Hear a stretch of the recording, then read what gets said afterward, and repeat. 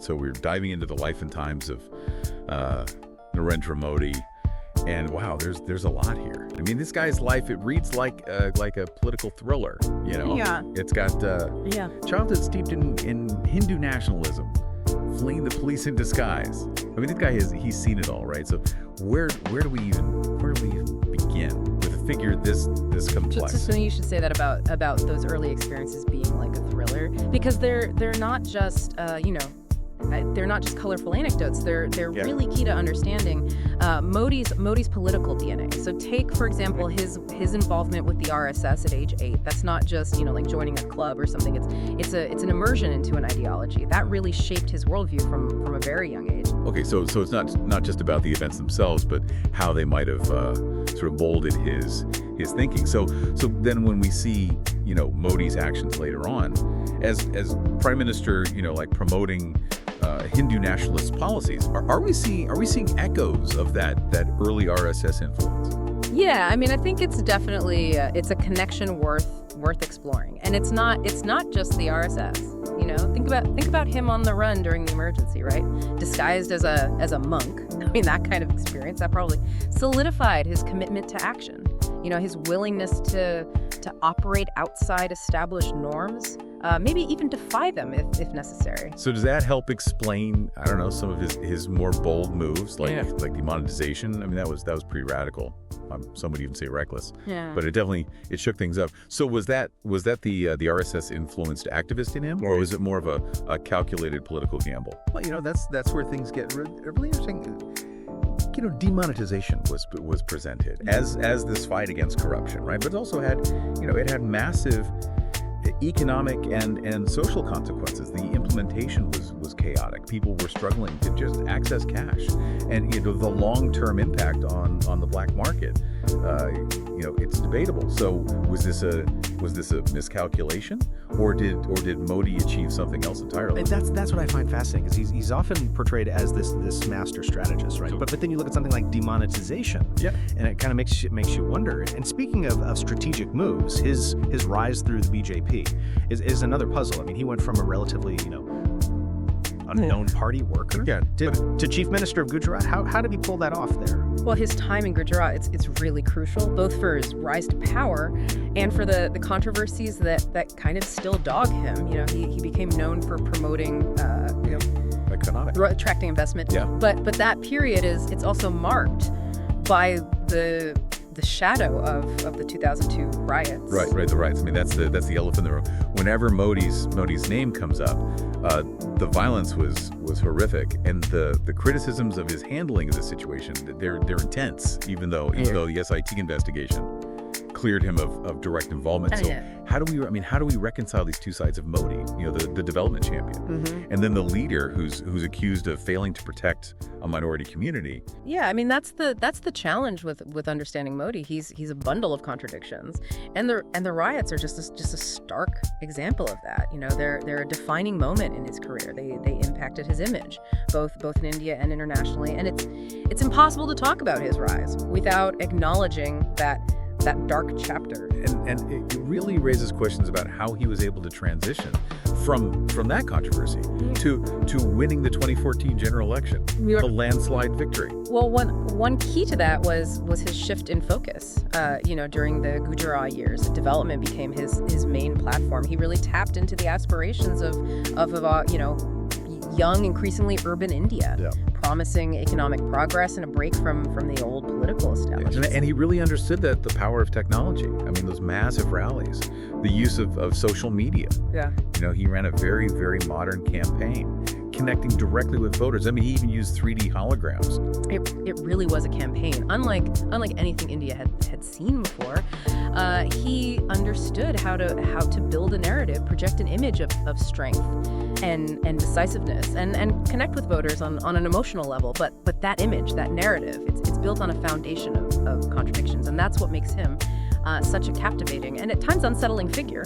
So I've got this picture of Modi as a complex and perhaps even contradictory leader. We've touched on his early influences, his political maneuvering, and the haunting legacy of the riots. So now how does all this play out once he becomes prime minister? Yeah, his premiership. I mean, it's a fascinating mix of bold policy moves, ambitious social programs, and of course, continued controversy. It's like he took all that energy from the 2014 campaign and just applied it to governing a nation of over 1 billion people. Well, he didn't waste any time, right? I mean, demonetization that happened within his first term. I mean, talk about a massive gamble. I mean, the jury's still out on whether it actually achieved its goals. Some argue, it was a necessary shock to the system. Others say it caused, a necessary hardship, especially for the poor. And that's a recurring theme with Modi, isn't it? His policies, they often have this dual nature, bold and potentially transformative, but also, risky and with unintended consequences. Like take the Make in India initiative, for example. It aimed to boost domestic manufacturing, create jobs. A laudable goal, but did it actually deliver on its promises? Well, it attracted some foreign investment. Yeah. And it kind of put India on the map as a manufacturing hub. Yeah. But I don't know, the growth hasn't been as explosive as some predicted. And then there's the Swachh Bharat mission, the cleanliness campaign. It was a massive public awareness effort, right? Got people talking about sanitation and hygiene. Yeah. But did it actually lead to lasting change? These initiatives, they really speak to Modi's understanding of symbolism and public perception. He's a master of tapping into that national pride, presenting himself as the leader who can finally get things done. But there's a gap, right, between aspiration and reality, and that gap often becomes, fertile ground for criticism. Yeah, and the criticisms they haven't been in short supply, have they? The farmers' protests over those agricultural reforms, the debates over the Citizenship Amendment Act, the handling of the COVID-19 pandemic, all of these things have generated intense pushback. And that pushback kind of culminated in something unexpected. The BJP losing its parliamentary majority in the 2024 election. It was a significant setback for Modi, and it really raises questions about the durability of his brand of politics. I have to admit, that result, it surprised me. I mean, after 2 consecutive landslide victories, it seemed like Modi was unstoppable. So what happened? Did the shine wear off? Did people just want a change? Well, there were multiple factors at play. There were rising religious tensions, concerns about democratic backsliding, the economic slowdown that was exacerbated by the pandemic. All of these things kind of contributed to a sense of unease. A feeling that perhaps Modi's focus on Hindutva and nationalism had come at the expense of addressing some of those bread and butter issues. So even with his undeniable charisma and his knack for connecting with voters, those economic concerns, those anxieties, social divisions, they were enough to erode his support base, at least enough to lose that majority. But he still managed to form a coalition government. He's like a political cat with 9 lives. Exactly, and that's what makes him such a fascinating figure. He's so adept at navigating the complexities of Indian politics, forging alliances, consolidating power. Even in defeat, he finds a way to remain at the center of the game. It's like he's always playing 3D chess while everyone else is struggling with checkers. But this new political landscape with a coalition government, I don't know, it could constrain him. Will he be forced to moderate his approach? Yeah. Or will he double down on the policies that alienated some voters? Well, that's the $1 million question. Modi has shown a willingness to adapt, to shift his focus depending on the circumstances. But he's also, ideologically driven, deeply committed to his vision of a resurgent, Hindu-centric India. So reconciling those two impulses, that's going to be the defining challenge of his next chapter. All right, so we've explored Modi's domestic agenda, the highs, the lows, the victories, the setbacks. But he's not just operating on the national stage, is he? He's been actively cultivating India's image on the world stage, striking deals, attending summits. He even went on Man vs. Wild. Yeah, that's the other dimension of Modi, right? The global statesman, the leader who wants to project India as a rising power, a force to be reckoned with. And he's not shy about using unconventional methods to get attention, whether it's rock star style rally with the Indian diaspora in Texas, or trekking through the wilderness with Bear Grylls. It's a carefully crafted image, that's for sure. And it seemed to be working, right? I mean, he's had these high-profile meetings with world leaders, secured trade deals. He's even received, international awards. But what's the substance behind the spectacle? Is he really changing India's position in the world, or is it more about, optics? Yeah, I think that's where we need to look beyond the headlines. Right, Modi's foreign policy is built on several key pillars. First, strengthening ties with the Indian diaspora. Those rallies abroad, they're not just photo ops. They're about mobilizing support. And projecting soft power. And it seems to resonate, right, with a lot of people of Indian origin. They see him as someone who's finally putting India on the map. Making them proud of their heritage.